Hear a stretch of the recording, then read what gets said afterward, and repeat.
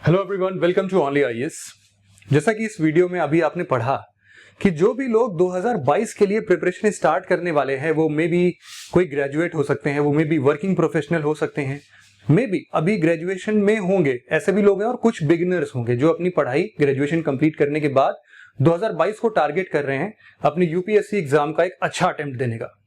उन सभी लोगों के लिए ये वीडियो बनाया गया है जिसमें हम इस तरीके से बात करेंगे कि 2022 के इस पूरे प्रिपरेशन का अप्रोच क्या होना चाहिए, कैसे हम इसको आगे लेके बढ़ सकते हैं, किन किन बातों का ध्यान देना चाहिए। जैसे कि आप समझ रहे हो कि दिमाग की बत्ती कैसे जलेगी। एक्चुअल में क्या होता है कि हमारे माइंड का दो हिस्सा होता है, एक होता है कॉग्निटिव पार्ट, दूसरा होता है सोशल पार्ट। कॉग्निटिव पार्ट जो होता है वो बेसिकली उन डिजाइनिंग में लगता है जैसे कि जो बहुत टेक्निकल होता है। फॉर एग्जांपल, शेड्यूल कैसे बनाना है, किन किन बातों का ध्यान रखना है, प्रीवियस ईयर के क्वेश्चन को एनालाइज करना है। And at the same time social mindset जो हमारा होता है वो हमें ये सिखाता है कि हमें अपना बिहेवियर कैसे बनाना है, हमें इस प्रिपरेशन के लिए अपने माइंडसेट को कैसे प्रिपेयर करना है। तो इन दोनों बातों पर हम थोड़ा सा ब्रीफ में डिस्कशन करते हैं फटाफट से। देखो, सबसे पहले जो हमारा कॉग्निटिव माइंडसेट है उसके हिसाब से हमें कौन कौन सी बातों को ध्यान रखना चाहिए हम 2022 की प्रिपरेशन को अगर शुरुआत कर रहे हैं तो। सबसे पहला पॉइंट, आजकल के टाइम पर हम सबको पता है कि यूपीएससी प्रीलिम्स, मेंस और इंटरव्यू, ये 3 सेशंस में पूरा का पूरा एग्जाम कंडक्ट होता है। इसीलिए जो सबसे पहला सेशन है जिसमें प्रीलिम्स की बात करें, उसमें 2 पेपर होते हैं, जीएस पेपर 1 और सीसैट। यहां पर सीसैट जो है ना, रिसेंटली ऐसा देखा गया है कि 3-4 सालों में बहुत सारे लोग ऐसे हैं जो कि अपने जीएस पेपर में बहुत अच्छा कमांड रखते हैं, बट स्टिल कहीं ना कहीं वो सीसैट में फेल हो जाते हैं। इसका ये मतलब नहीं है कि आप टेक्निकल बैकग्राउंड से हैं तो आपको डरने की जरूरत नहीं है, मतलब मैं आपको डरा नहीं रहा हूं, बट ये बहुत ज्यादा फैक्चुअल इंफॉर्मेशन है, बहुत सारे लोगों के साथ ऐसा हो चुका है, तो मैं बस आपको सतर्क कर रहा हूं। सीसैट को कभी भी हल्के में मत लेना, आप हमेशा उसके लिए बिना प्रैक्टिस के आप एग्जामिनेशन हॉल में मत बैठना, क्योंकि डे बाय डे ऐसा बोला जा रहा है कि भले ही 33% ही क्यों ना इसकी पासिंग लाइन हो, लेकिन फिर भी इसके लिए थोड़ी मेहनत करने की जरूरत है। दूसरा इंपॉर्टेंट पॉइंट आप ध्यान दे सकते हो कि अपने शेड्यूल पर बहुत अच्छे से ध्यान देना है, मतलब कि जो आपका कोर्स ऑफ एक्शन हो, जो प्लान ऑफ एक्शन हो, वो इस हिसाब से डिजाइन होना चाहिए जो कि आपके पूरे साल भर के एक जर्नी को डिफाइन करे। ऐसा नहीं है कि आपने 2 महीने का प्लान किया और 2 महीने के बाद आप बिल्कुल साइलेंट, बिल्कुल खत्म तरीके से बिल्कुल खड़े हो कि अरे अब क्या करना है, हमने तो इतना ही प्लान किया था, इसके आगे क्या करना है, रिवाइज कब करना है, कुछ भी नहीं शेड्यूल्ड है। इसीलिए प्लान ऑफ एक्शन को अपने बहुत अच्छे से तैयार करोगे। तीसरा इंपॉर्टेंट पॉइंट है कि आप प्रीवियस ईयर के पेपर्स को एनालाइज करो। ऐसा हो सकता है कि बहुत सारे लोग बोलते हैं कि अभी तो कुछ पढ़ा ही नहीं है, प्रीवियस ईयर पेपर सॉल्व करके क्या कर लेंगे। देखो, सॉल्व करने की बात नहीं है, ये आपको देखना है कि प्रीवियस ईयर पेपर आपको क्या सिखाता है। फॉर एग्जांपल, पहला पॉइंट कि कौन कौन से टॉपिक इंपॉर्टेंट है किसी भी सब्जेक्ट के। दूसरा पॉइंट कि किन किन टॉपिक्स को हम छोड़ सकते हैं। तीसरा पॉइंट कि एक बार प्रीवियस ईयर पेपर देखने से कुछ भी नहीं होगा, आपको मल्टीपल टाइम्स देखना पड़ेगा। इतना हो कि आपको याद हो जाए कि अरे ये क्वेश्चन तो इस वाले टॉपिक से आया था, या फिर जब भी वो टॉपिक आप पढ़ रहे हो तो आपको एग्जैक्टली पता चल जाए कि भाई ये वाला पार्ट तो आता है यूपीएससी में, इंपॉर्टेंट है हमारे लिए। तो इस तरीके से आप प्रीवियस ईयर क्वेश्चंस को एनालाइज करो हमेशा हमेशा। चौथा पॉइंट है कि आप हमेशा अपनी गलतियों से सीखो। ऐसा नहीं है कि आपने गलती कर दी तो वो कंटिन्यूएशन में गलतियां होती जा रही और आप उस पर कुछ ध्यान नहीं दे रहे हो, इवन आपको पता है फिर भी ऐसी मिस्टेक्स मत निभाना। फाइनल पॉइंट यहां पर है कि आप अपने प्रिपरेशन को इवैल्यूएट करोगे day by day, time to time. ऐसा नहीं है कि आपने एक सेक्शन पढ़ा और उसको फिर एग्जामिनेशन के टाइम पर पढ़ रहे हो, रिवाइज किए बिना, बीच में कभी भी नहीं किया। ऐसा नहीं करना है, आपको टाइम टू टाइम रिवीजन पर प्रॉपर फोकस करना है। ये तो बात हो गई हमारे दिमाग वाली बात की, जिसमें हम अपना दिमाग लगाते हैं, कोर्स ऑफ एक्शन, शेड्यूल, किस पे ध्यान देना है किस पे नहीं, ये सब बात करते हैं एग्जामिनेशन, कोर एग्जाम की प्रिपरेशन। फिर आता है हमारा सोशल माइंडसेट। देखो, सोशल माइंडसेट में सबसे पहला पॉइंट है हमारा कि हमें हमेशा ना 2 चीजों पर फोकस करना चाहिए। ऐसा एक थ्योरी कहीं पर मैंने पढ़ा था और शायद ये आपके लिए भी काम कर जाए, मेरे लिए तो काम करता है, कि बजाय कि हम केवल और केवल एग्जाम पर्सपेक्टिव से पढ़ाई पर फोकस करें, हमें एक और हॉबी डेवलप कर लेनी चाहिए। लेट्स से कि आपकी पेंटिंग एक हॉबी है, हो सकता है कि आप 2 से 3 घंटे बाद अगर आप पढ़ाई से तंग आ गए तो आप अपने हॉबी की तरफ आ जाइए। 2 फायदे हैं, एक तो आप अपने डैफ में जब फाइनली अपनी हॉबी लिखोगे तो आपके बारे मतलब आप इसके बारे में बहुत डिटेल्ड नॉलेज रखते होगे। दूसरा ये कि आपका फोकस 2 जगह रहेगा ना, एक जगह से फोकस हटा दूसरी जगह लगा, दूसरे जगह से आप जैसे ही बोर हुए तुरंत पहले जगह लगा लिए। लेकिन पहले जगह पर अगर आप एक ही रख के चलते हो तो बार बार कंटिन्यूअस फोकस नहीं आएगा, आपको हर बार सेकंड चीज की तलाश करनी पड़ेगी कि आज क्या करूं जिससे मैं एंटरटेन हो जाऊं, आज क्या करूं जिससे मैं पढ़ाई से थोड़ी देर के लिए दिमाग हटा सकूं। और उसको खोजने के चक्कर में ना आप बहुत ज्यादा टाइम वेस्ट कर देते हो, पढ़ाई सप्रेस हो जाती है उससे। ऐसा नहीं करना है। इसीलिए ऐसा बोला जा सकता है कि आप किन्हीं दो चीजों पर फोकस करो तो मे भी शायद आप थोड़ा अच्छा कर सको। दूसरा पॉइंट यहाँ पर कि आप हमेशा शांत वातावरण के साथ साथ अपने दिमाग को भी शांत रखो, काम रखो, पीसफुल रहो। जितना ज्यादा गुस्सा करोगे उतना दिन अपना वेस्ट करोगे। इससे बेहतर है कि अपने आप को शांत रखो, खुश रखो। हमेशा ऐसे म्यूजिक, अगर आप मान लो म्यूजिक सुनना या फिर किसी की आवाज सुनना आपके लिए एक मोटिवेशन का साधन है, तो आप उसको अप्रोच कर सकते हो। जब भी डिस्टर्ब हो तो एक बार उसको जरूर से सुन लो। कोई पोएम किसी के लिए लाइफ चेंजिंग मोमेंट बन जाती है, किसी के लिए कोई कहानी लाइफ चेंजिंग मोमेंट बन जाती है, तो आपका लाइफ चेंजिंग मोमेंट या फिर आपकी लाइफ चेंजिंग वो जो पोएम या फिर ये कहानी या फिर कुछ भी पेंटिंग, कुछ भी हो सकता है, वो क्या है वो आप एक बार देखना। वो खोजने से नहीं मिलेगा आपको, यूं ही किसी दिन मिल जाएगा। जिस दिन मिल जाए उसको पकड़ के रखना, ठीक है। अगला पॉइंट यहाँ पर कि आपको खुश रहना है और आइसोलेशन में नहीं जाना है। देखो क्या होता है, बहुत बार आप लोग आइसोलेट कर लेते हो अपने आप को, लगता है कि आइसोलेट रहेंगे, अपने आप को हम थोड़ा परिश्रम के लिए बना रहे हैं, हम और मेहनत कर रहे हैं इसीलिए आइसोलेट है और शायद इसीलिए दुखी भी है।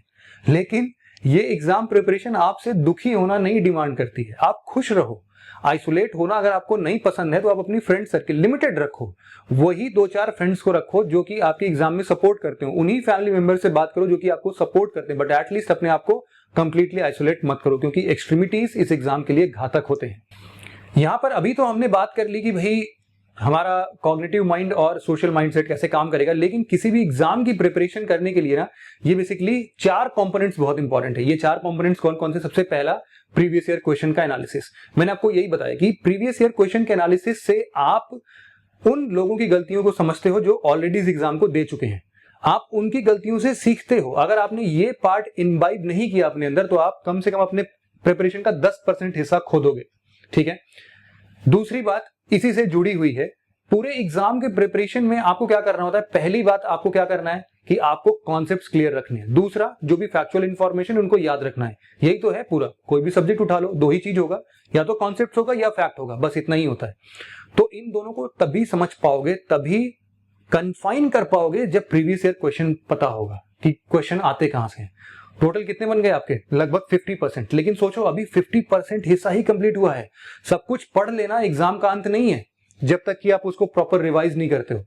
रिवाइज करना आपके एग्जाम में 4 चांद लगा देता है। ये 25% को 75% बना देगा। और अगर फर्दर इसमें आप और भी चांद लगाना चाहते हो, 10, 12, 20, 25 चांद, तो आपको प्रैक्टिस करनी पड़ेगी। एग्जाम में क्या परफॉर्म करना है उसकी प्रैक्टिस हो सकता है मॉक टेस्ट के जरिए हो सकता है कि लिखने की प्रैक्टिस से हो सके, बट ये 4 की कंपोनेंट्स हैं किसी भी एग्जाम की तैयारी करने के लिए। फिलहाल इस पूरे वीडियो में जितना हमने समझा कि आखिरकार एग्जाम की तैयारी करते कैसे हैं, उसके लिए ओनली आईएएस की तरफ से आप सबको एक सॉल्यूशन भी प्रोवाइड किया गया है कि इन केस आप कहीं पर भी मिसगाइड होते हो, आप एक गाइडेंस की तलाश में हो, आप एक मेंटर की तलाश में हो जो कि आपको स्टेप बाय स्टेप गाइड करे, तो आप कहां जाओगे? देखो, इसको हम लोग बोलते हैं प्रारंभ। प्रारंभ हमारा प्रोग्राम है 2022 और इसकी टैगलाइन हमने बहुत सोच समझ के लिखी है। टैगलाइन है रूट से पिनाकल की तरफ। आप इसको समझना कि रूट क्या होता है। हमेशा किसी भी बिल्डिंग का बेस स्ट्रक्चर होता है रूट, ठीक है। तो हमेशा बेस बिल्डिंग से लेके आपके की कॉन्सेप्ट्स तक ये प्रोग्राम आपके साथ रहेगा। ये पूरा 1 साल का कॉम्प्रिहेंसिव प्रोग्राम है जो कि थ्रू आउट द टाइम आपके सपोर्ट में हमेशा रहेगा। इसीलिए हम प्रारंभ प्रोग्राम को बोल रहे हैं हैंड होल्डिंग प्रोग्राम। देखो, 2 चीजें होती है, एक होती है स्पून फीडिंग प्रोग्राम, एक होती है hand holding program. Spoon feeding program आप सोचो, बचपन में जब आपको सिंपल चम्मच से खाना खिला दिया जाता था तो आप खाना खाना सीखते थे क्या अपने से? नहीं। लेकिन जब आपका हाथ पकड़ के चलाया जाता था तो आप क्या धीरे धीरे चलना सीख जाते थे? बिल्कुल सीख जाते थे। ये दोनों में बहुत डिफरेंस है, ठीक है। तो ये प्रारंभ हमेशा हैंड होल्डिंग प्रोग्राम जैसा होगा कि आप गिरोगे, आपको उठाया जाएगा। आप चलना नहीं सीख पा रहे हो, आपको चलना सिखाया जाएगा, लेकिन अल्टीमेटली चलना आपको है। इसीलिए इसको हम लोग हैंड होल्डिंग प्रोग्राम का नाम दे रहे हैं। हैंड होल्डिंग प्रोग्राम में प्रारंभ के बेसिक 4 की फीचर्स पर हम बात कर सकते हैं। इनमें से सबसे पहला फीचर है यहाँ per day to day challenges के बारे में। देखो, आपको पता है कि रोज एक नया चैलेंज आएगा आपके सामने जब भी आप इस एग्जाम की प्रिपरेशन करने जाओगे। उस टाइम पर आपको एक सपोर्ट, एक गाइडेंस की जरूरत पड़ सकती है, उसके लिए ये प्रारंभ रहेगा। दूसरा है आपका, यहां पर जो भी हम वीडियो लेक्चर्स आपको प्रोवाइड कर रहे हैं उसके नीचे एक डिस्कशन का पेज होता है। तो ऐसा नहीं कि आपने पढ़ा और छोड़ दिया, नहीं, पढ़ा और जो डाउट है उसको कैसे सॉल्व करना है तुरंत पूछो और आंसर पाओ, ये प्रोसेस होगा हैंड होल्डिंग का मतलब।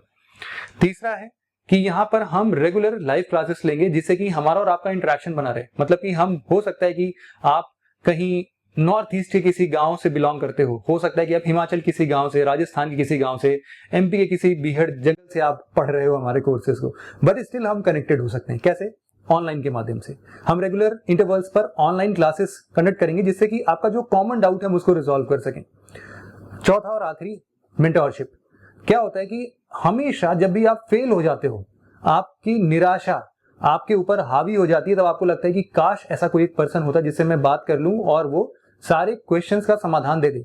हो सकता है वो क्वेश्चन का समाधान आपको ऑलरेडी आता हो। मोस्ट ऑफ द टाइम मैंने यही फील किया है कि ऑलरेडी स्टूडेंट्स को पता होता है कि सॉल्यूशन क्या है, बट जब वो एक किसी जेन्युइन पर्सन से उसको सुन लेते हैं तो उनको कॉन्फिडेंस आ जाता है। और इस वे में हम हमेशा आपके साथ रहेंगे इस प्रोग्राम के थ्रू।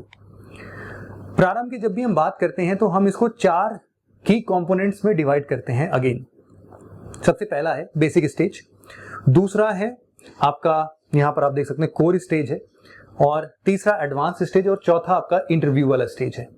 सबसे पहले जब हम बेसिक स्टेज पर बात करते हैं तो बेसिक स्टेज में हम उन बेसिक बिल्डिंग की बात करते हैं जहां पर आपके इस पूरे कॉन्सेप्ट्स का बेस स्ट्रक्चर डेवलप होता है, जिसको हम लोग एनसीईआरटी के नाम से जानते हैं। आगे आने वाले 2 महीने में हम इसको स्टार्ट करेंगे। 5 अप्रैल से प्रोग्राम स्टार्ट हो रहा है, तो 5 अप्रैल से इस प्रोग्राम को ज्वाइन करने के लिए आप क्या करोगे? सबसे पहले एनसीईआरटी फॉलो करोगे। हम पूरी क्लास 6 से लेकर क्लास 12 तक की एनसीईआरटी के वीडियो लेसन्स आपको समझाएंगे, वो भी 2 महीने के अंदर। मतलब कि 2 महीने हमारा टारगेट लाइन है। शेड्यूल ऑलरेडी इस वीडियो के डिस्क्रिप्शन में मिल जाएगा आपको, जिसमें हम लोग रेगुलर क्लासेस के माध्यम से क्लास 6, 7, 8, 9, 10, 11, 12 सभी एनसीईआरटी को कवर करेंगे। और केवल पढ़ना नहीं है, क्या बोला? आपको प्रैक्टिस और रिवीजन बहुत जरूरी है। तो इसके लिए अपने आप को जज करो। जज करने के लिए आपको क्या चाहिए? प्रैक्टिस। प्रैक्टिस कैसे होगा? टेस्ट के थ्रू होगा।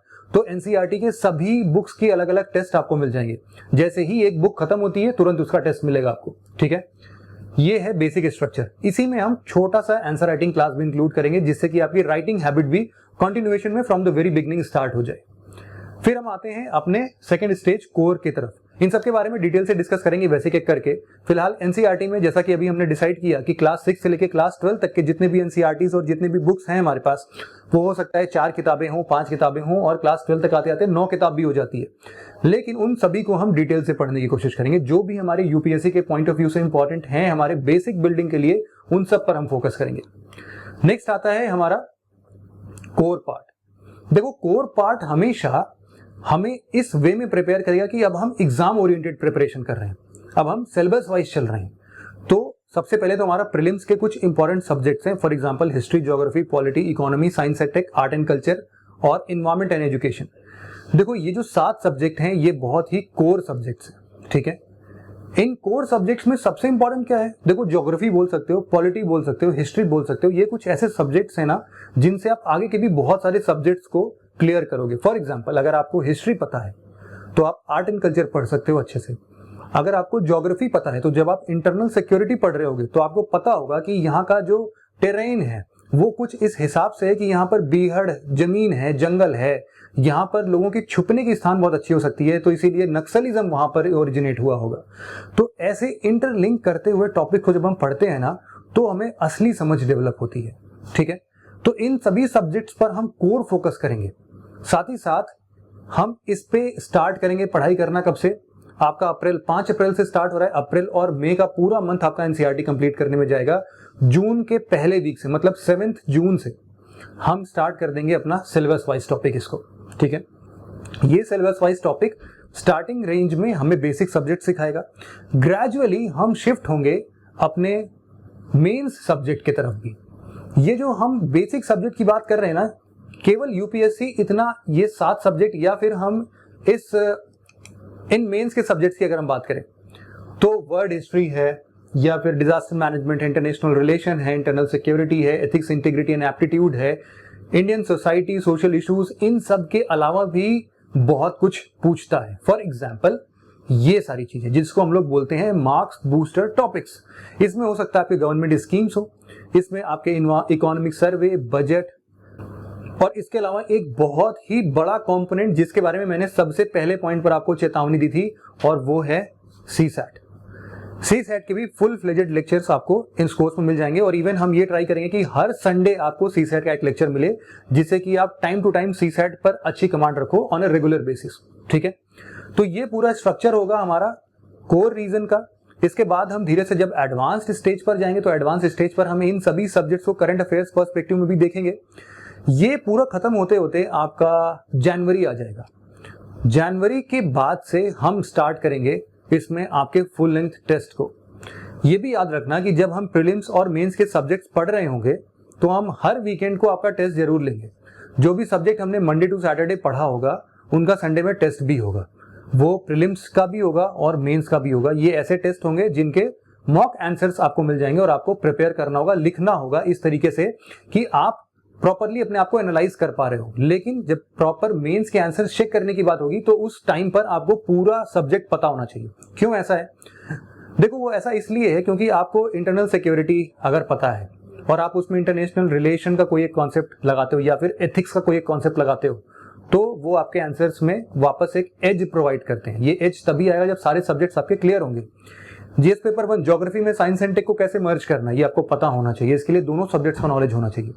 इसीलिए जब सारे सब्जेक्ट्स खत्म हो जाएंगे ना तो हम स्टार्ट करेंगे अपनी टेस्ट की श्रृंखला।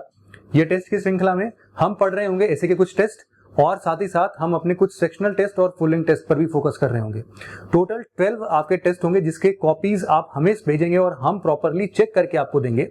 साथ ही साथ हम बात कर रहे थे टाइम टू टाइम यहाँ पर आपके आंसर राइटिंग क्लासेस और एसे राइटिंग क्लासेस भी होंगी, जिससे कि आपको ये जो फाइनल स्टेज में जब हम एसे लिखने या आंसर लिखने की बात कर रहे हैं उस पर हम अच्छे से कमांड कर सकें। Time to time subject to subject आपको ये आंसर राइटिंग की क्लासेस भी इस प्रोग्राम में मिल जाएंगी। इसके बाद फाइनली जब हम अपने लास्ट स्टेज पर आते हैं, इंटरव्यू वाले स्टेज पर, तो आपको डैफ फिल करने से लेके मॉक इंटरव्यूज देने तक भी ये प्रोग्राम आपके साथ रहेगा।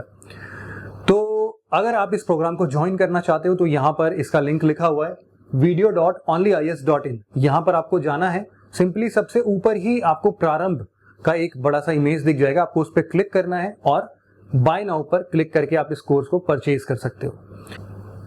इस पूरे 1 साल के पूरे कॉम्प्रिहेंसिव हैंड होल्डिंग प्रोग्राम की अगर कॉस्ट की बात करते हैं तो नॉर्मली जो मार्केट की रेट्स आपको भी पता होंगे कि इतने बड़े कॉम्प्रिहेंसिव प्रोग्राम का रेट 1.5 लाख 2 लाख कुछ ऐसा होता है। बट स्टिल हमने कोशिश की है कि इसको हम सबसे कम से कम रख सकें, मिनिमम रख सकें। इसकी सीरीज, एनसीईआरटी की पूरी डिस्कशन, उसका टेस्ट, प्रीलिम्स का टेस्ट, पूरे वीडियो लेक्चर्स, प्रीलिम्स, मेंस और इंटरव्यू, इन सबको ध्यान में रखते हुए जो फाइनल कॉस्ट आती है इसमें वो आती है 41,500 प्लस 18% जीएसटी, जो कि फाइनली अमाउंट करता है 48,970 रुपीज का। अगर आप इसमें इंटरेस्टेड हैं तो आप video.onlyis.in पर जाके इस कोर्स को परचेज कर सकते हैं। बहुत सिंपल है, बस आप यहां पर जाएंगे और सबसे पहले नंबर पर ही आपको प्रारंभ 2022 दिख जाएगा। अगर फिर भी आपके मन में कोई भी डाउट बनता है तो आप हमें फ्रीली info@onlyis.com पर मेल कर सकते हैं या फिर हमें 7007931912 पर डायरेक्टली कॉल भी कर सकते हैं। तो बस आज की डिस्कशन में इतना ही इंफॉर्मेशन था। अगर आपको कोई भी डाउट्स हैं तो आप इन नंबर्स पर वापस से कांटेक्ट करके या फिर हमें मेल करके कांटेक्ट कर सकते हैं। Thank you very much for listening it very patiently friends. Have a nice day.